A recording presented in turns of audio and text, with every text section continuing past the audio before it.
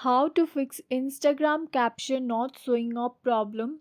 Hello everyone, this is a Hazel here to assist you today. Without any delay, let's get started. First of all, open Instagram application on your device. Go to your profile and select the post that you want to add caption for. Tap on these three dots at the top right corner of your screen. Tap on edit option. Write a caption to your post that you want to add.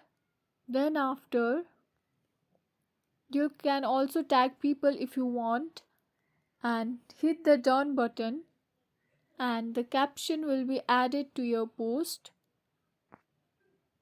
So here, as you can see, the caption has been added to this post. If it's not showing, you can just go to your feed and refresh it and the caption will be shown to your post that you have edited.